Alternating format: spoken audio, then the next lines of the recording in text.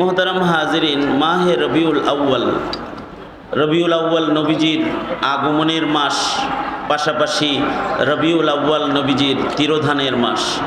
এই মাসে নবীজি আগমন করেছেন। এই মাসে নবী আলাইহিস সালাতু ওয়াস সালাম বিদায় গ্রহণ করেছেন। এই মাস আসলে উম্মতের কাছে নবীর কথা বিশেষভাবে নবীজির আলোচিত হয়, কারণ এই মাসের সাথে নবীজির আগমন ও তিরোধানের খুশি আবার বিদায়ের বেদনা ব্যথার সম্পর্ক রয়েছে। নবী আলাইহিস সালাতু ওয়াস সালামের আগমন অবশ্যই খুশির, আনন্দের। সারা পৃথিবী দীর্ঘদিন নবী আলাইহিস সালাতু ওয়াস সালামের আগমনের প্রহর গুনছিল, কারণ নবীজির চাইতে দামি কিছু তো আল্লাহ তাআলা আল্লাহর সৃষ্টির ভেতরে বানান নাই। আল্লাহ পাকের যত সৃষ্টি আছে, এই সৃষ্টির ভেতরে নবীজির মূল্য মাখলুক হিসেবে খালেকের কাছে সবচেয়ে বেশি। এই কারণেই আরশে আজিমের চাইতেও নবীজির গায়ের সাথে লেগে থাকা মাটির মূল্য আল্লাহর কাছে বেশি, কারণ আল্লাহর সৃষ্টির ভেতরে সবচেয়ে দামি মুহাম্মদুর রাসূলুল্লাহ সাল্লাল্লাহু আলাইহি ওয়াসাল্লাম। আল্লাহর সৃষ্টির শ্রেষ্ঠ নিয়ামতের আগমন কতটা খুশির, কতটা আনন্দের। সৃষ্টির ভেতরে খুশি বয়ে গিয়েছিল যেদিন সৃষ্টির শ্রেষ্ঠ মহামানবের আগমন হয়েছিল। সেই আগমনটা মাহে রবিউল আউয়ালে হয়েছে। খুশির হবে না কেন? নবীজি তো শ্রেষ্ঠ। নবীজির শ্রেষ্ঠত্ব হলো আল্লাহর পরে মাখলুকের ভেতরে শ্রেষ্ঠতম যে মাকাম, সেটা আল্লাহ তাআলা তার হাবিব মুহাম্মদুর রাসূলুল্লাহ সাল্লাল্লাহু আলাইহি ওয়াসাল্লামকে দান করেছেন। শেখ সাদি রহমতুল্লাহ আলাইহি বড় সুন্দর করে বলেছেন, বাদাজ খুদা বুজুর্গ তু ই কিসসা মুখতাসার।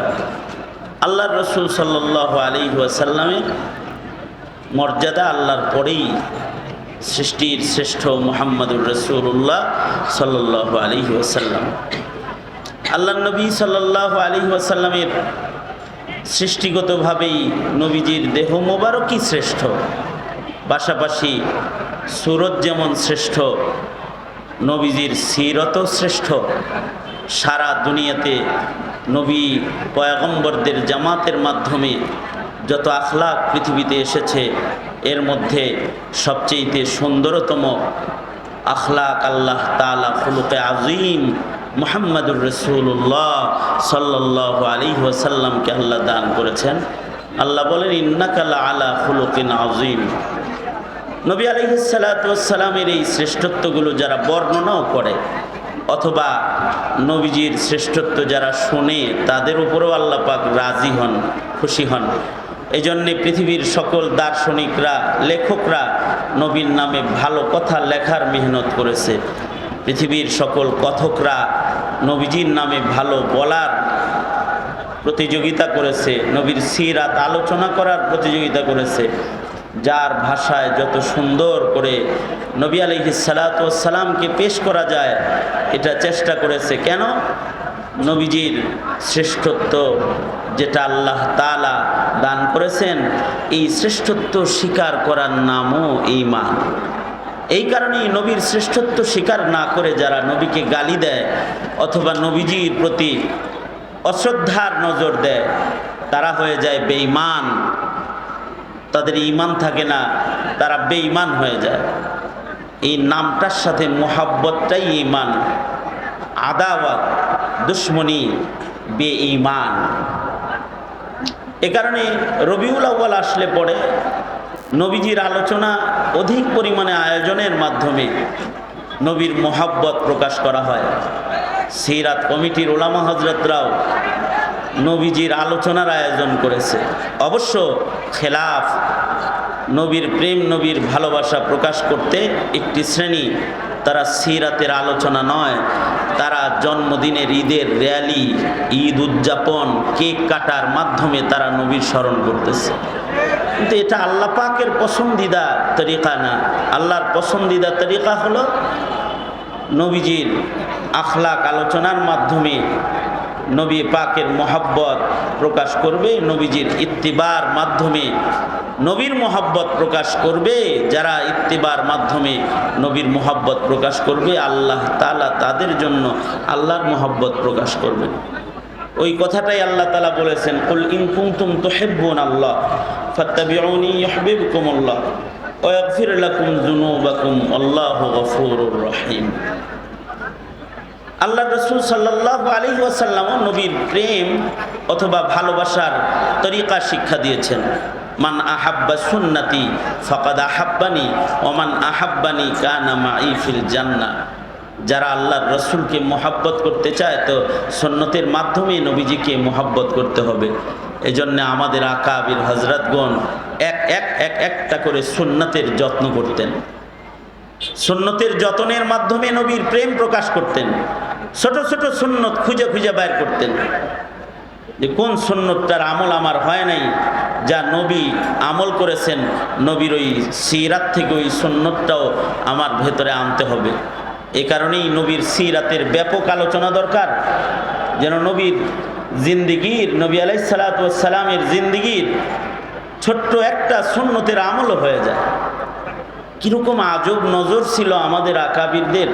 কাসেম নানতুবি রহমতুল্লাহ আলাইহি, ইংরেজরা যখন কাসেম নানতুবি রহমতুল্লাহ আলাইহিকে ফাঁসি দিবে ঘোষণা দিয়ে দিল, গ্রেফতারি পরোয়ানা জারি হয়ে গেল, হযরত কাসিমুল উলুম ওয়াল খায়রাত কাসেম নানতুবি রহমতুল্লাহ আলাইহি তিনি 3 দিন লুকায়া ছিলেন, 3 দিন আত্মগোপনে ছিলেন। 3 দিন পরে কাসেম নানতুবি রহমতুল্লাহ আলাইহি বের হয়ে গেলেন। তো সবাই বলল, হযরত আপনার প্রতি গ্রেফতারি পরোয়ানা, বের হয়ে গেলেন, যদি এখন গ্রেফতার হন তাহলে তো আপনার গর্দান কাটা যাবে। কাসেম নানতুবি রহমতুল্লাহ আলাইহি বললেন যে আমি তো এই 3 দিন আমার গ্রেফতারি পরোয়ানা আমার উপরে জারি, এই ভয়ে পালাইয়াছিলাম না। 3 দিন পালাইয়াছিলাম, নবীর সিরাত পড়ে দেখেছি নবীর জীবনে 3টা রাত এমন আছে যে রাতগুলো নবীজি গুহায় আত্মগোপন করে কাটিয়েছেন। জিন্দিগিতে নবীর বহু সুন্নতের আমল করেছি, এই সুন্নতটার আমল করা বাকি ছিল। এই কারণে 3 দিন আত্মগোপন করে নবীর গারে সোরের সুন্নার আমলটাও নিজের জিন্দিগির ভেতরে লাগায় নিলাম। এইভাবে খুঁটে খুঁটে খুঁটে খুঁটে নবীজির সুন্নতকে ওনারা আপনাইছেন। আমাদের আবু আজদাদরা নবীর আখলাককে আপনাইছেন, আখলাককে তালাশ করে করে নবীজির আখলাক এটার উপরে আমল করার চেষ্টা করেছেন। মিল্লাতের সবচেয়ে বড় দুর্বলতা হলো মিল্লাতের ভেতরে নবীর আখলাক শূন্য, মিল্লাত এখন নবীর সুন্নত শূন্য। যেই মিল্লাতের কওমের মধ্যে নবীর সুন্নত, নবীর আখলাক থাকবে না, ওই উম্মত আল্লাহর কাছে পছন্দের উম্মত না। সুন্নত ও নবীর আখলাকের অনুসরণের মাধ্যমেই উম্মতকে আল্লাহ তাআলা মুহাব্বত, ভালোবাসা দেওয়ার ওয়াদা করেছেন। আল্লাহর পক্ষ থেকে এটা ওয়াদা।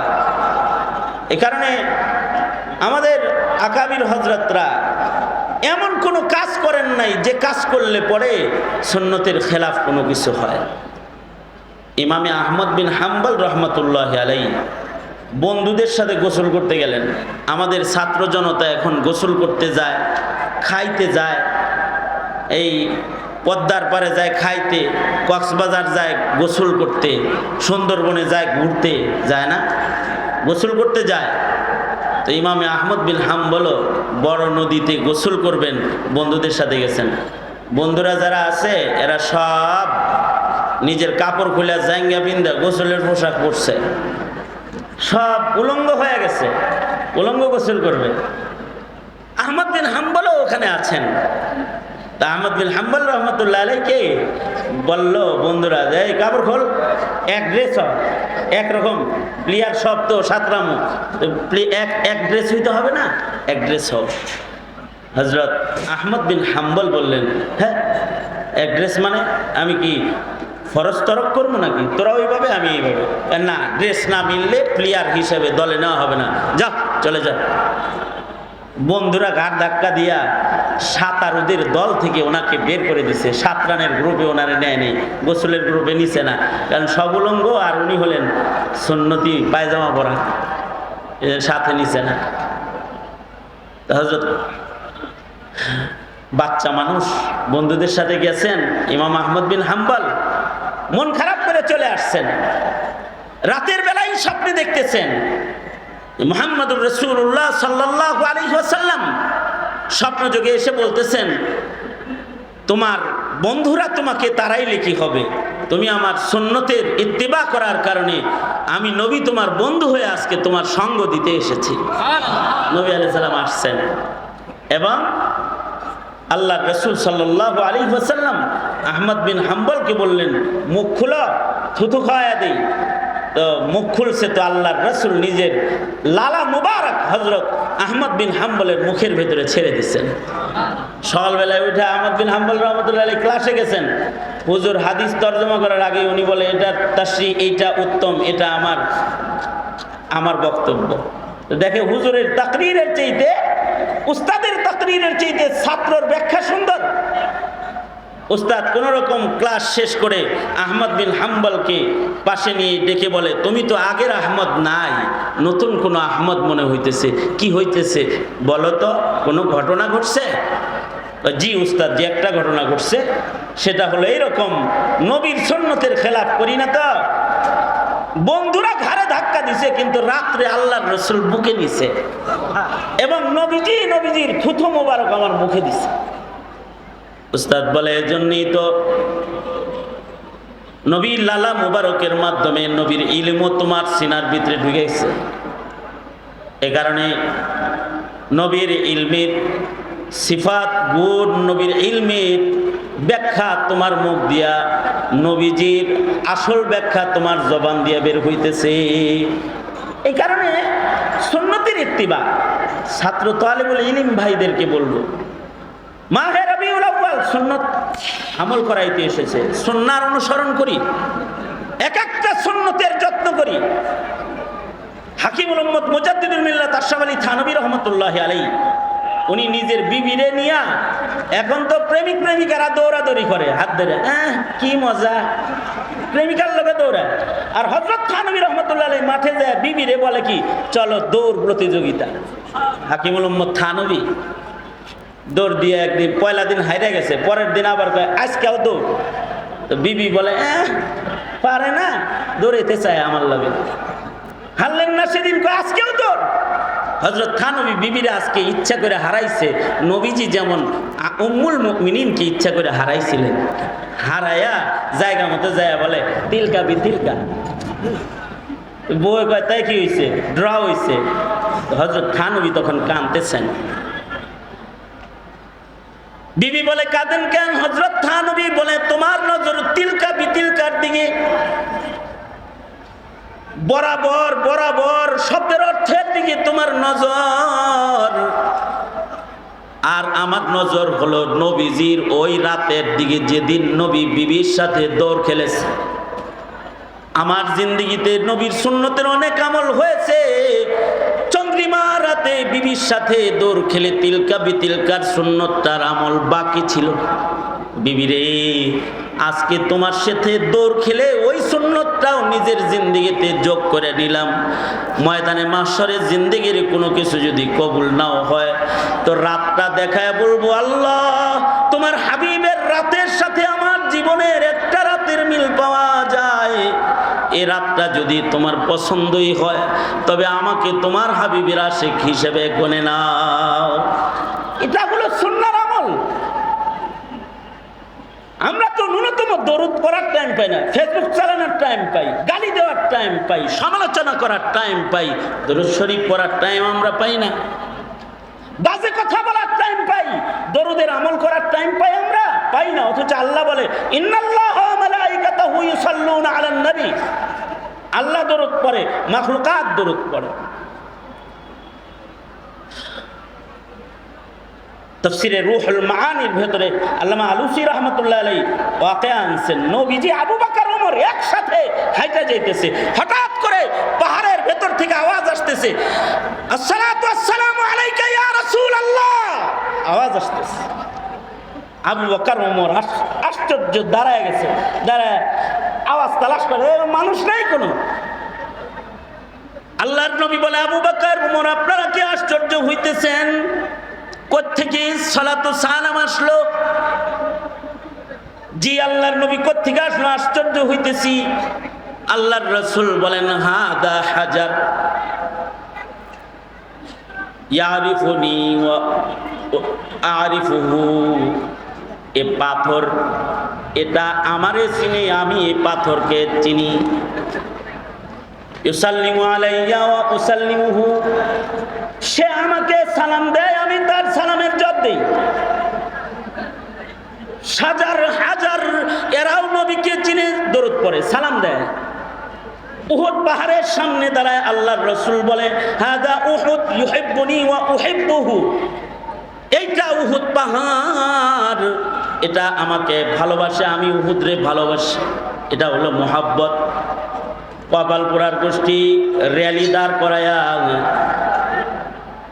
নগ্ন মিছিল কইরা, কেক কাইটা, ফালাফালি কইরা, নবীর জন্ম দিন আর জশ্নে জুলুসে ঈদে মিলাদুন নবী পালন কইরা, আমলের ভেতরে নবীকে বাদ দিয়া, আখলাক থেকে নবীকে বাদ দিয়া আশিক হইতে চাও, কপালে আছে জুতার বাড়ি। আছে কপালে, না আছে আখলাক, না আছে সুন্নাত। আশিকে রাসূল এটার নাম না। আশিকে রাসূল তো নবীর আমলের ইত্তিবার নাম, ইশকে নবী নবীর আমলের ইত্তিবার নাম, বেহায়ার নাম না, লজ্জার নাম। গোটা দুনিয়া নজর করে তাকাইলে এখন বেহায়ার সায়লাব। নবীর একটা সুন্নত ধরো, হায়া শরম ওয়ালা মানুষ হও। আজকে ছাত্র তুলাবাদের মধ্যে পর্যন্ত আত্মসমালোচনা, হায়া শরমের কমি চলে এসেছে। লাজ শরমের কমি, নির্লজ্জতা না, নির্লজ্জতা এটা নবীর আখলাক না।